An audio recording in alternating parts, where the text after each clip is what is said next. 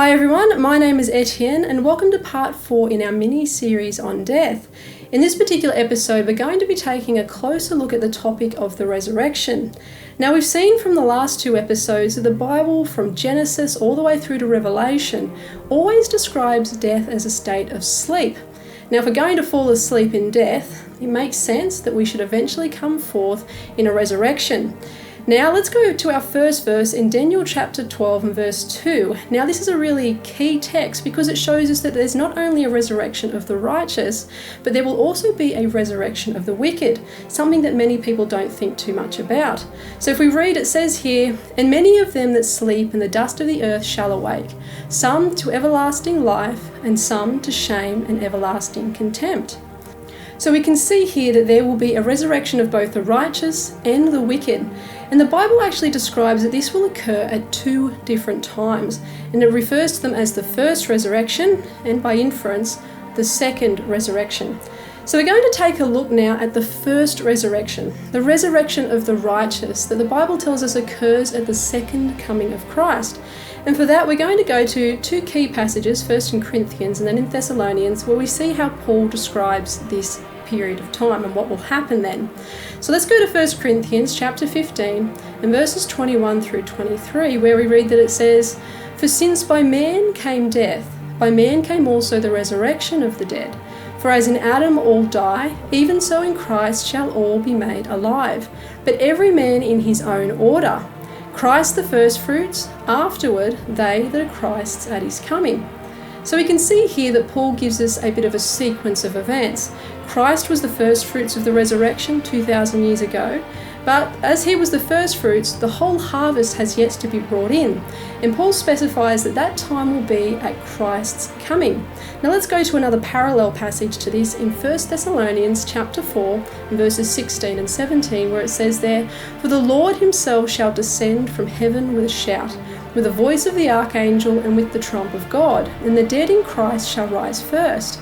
Then we which are alive and remain shall be caught up together with them in the clouds to meet the Lord in the air, and so shall we ever be with the Lord." So we can see here a very clear timing, that it's at the second coming of Christ that the righteous will be raised from the dead. We will then meet the Lord, and together with the living saints, we will go and live and reign with Christ. So where exactly do we go? Believe it or not, there's actually some contention on this point.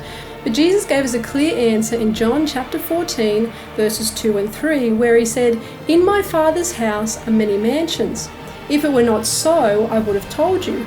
I go to prepare a place for you. And if I go and prepare a place for you, I will come again and receive you unto myself, that where I am, there ye may be also." And so Jesus, when he returns and raises the saints and gathers the living ones as well, and together we meet him in the clouds, we will then go to heaven, where the Bible talks about how we will live and reign with Christ for 1,000 years. And now this brings us then to the second resurrection, the resurrection of the wicked. And for that, we're going to go to Revelation chapter 20, and we're going to read verses 5. So it says here, "But the rest of the dead live not again until the 1,000 years were finished." This is the first resurrection. So that first resurrection there is speaking of the resurrection of the righteous. And then it says, "But the rest of the dead will not live again until the 1,000 years are finished." So we live and reign with Christ in heaven, and then at the end of the 1,000 years, we're told that the new Jerusalem, the holy city, comes down from heaven. We and Christ come down with it, and then the wicked are raised. And the Bible, if you read all the way through Revelation 20, then speaks of the wicked surrounding the city to take it. And that's when God then destroys them. And let's read about that now in Revelation 21 and verse 8, where it says there, "But the fearful and unbelieving, and the abominable, and murderers, and whoremongers, and sorcerers, and idolaters, and all liars, shall have their part in the lake which burneth with fire and brimstone." And it says here, note this, that this is the second death. So the wicked will die twice. While the righteous only ever have to go through that sleep death, it's not really a true death, but just a state of sleep. And you might remember that Jesus never saw death as true death. He always said that they're not dead, but sleeping. And that's because true death occurs in the lake of fire. But that's a topic for another time. So now we're going to have a look at, well, if we're going to be resurrected, what will we be like? Many people again get a little bit confused on this point. Some think that we'll have a spirit body. Others believe that it will be a physical body but different to ours now. There's a number of views, but the Bible does give us some clear answers on this one as well. So let's start by going to Philippians chapter 3 and verse 21, where it says, "Who shall change our vile body, that it may be fashioned like unto his glorious body, according to the working whereby he is able even to subdue all things unto himself." Now, when Jesus was resurrected, he was resurrected with a physical body. Now, we're going to go to Luke chapter 24 and 39 and read there what it says. But Jesus, speaking to the disciples after his resurrection, he told them, "Behold my hands and my feet, that it is I myself. Handle me and see, for a spirit hath not flesh and bones, as ye see me have." So Christ came to them showing the nail-pierced hands and feet, saying, "Look, I bear the scars. I am Christ. I am your Lord." He said as well, "Touch me and feel me and see that I have flesh and bones." And the disciples then offered him some food, and he took that and ate it as well.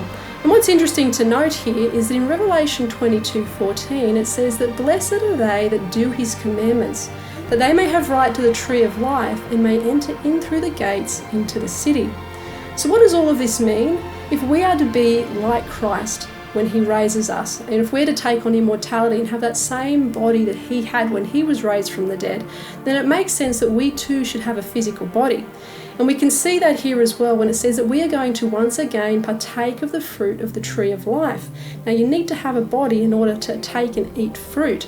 And so what we can see here is that God is going to restore all things to the condition that they were in before Adam and Eve fell.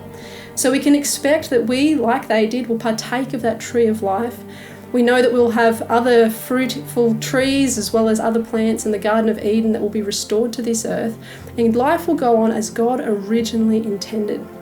So hopefully from this study you've been able to see that there will be two resurrections. There'll be a resurrection of the righteous at the second coming of Christ. There'll also be a resurrection of the wicked at the end of the 1,000 years. While the righteous go into eternal life in immortal bodies to enjoy the glories of heaven and then the new earth, the wicked will be cast into the lake of fire, where they will suffer the second eternal death, from which there will never be a resurrection. And so hopefully you found this enjoyable, but in our next one we're going to be looking at the topic of ghosts, so hopefully you will stay tuned. If you have found this video helpful, please like and subscribe to be kept up to date with more content as it's produced.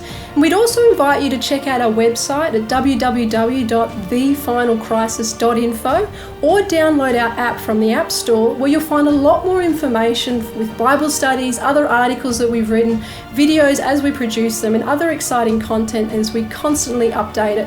So you'll find the link for those things in the description below. May God bless you as you continue to study His Word.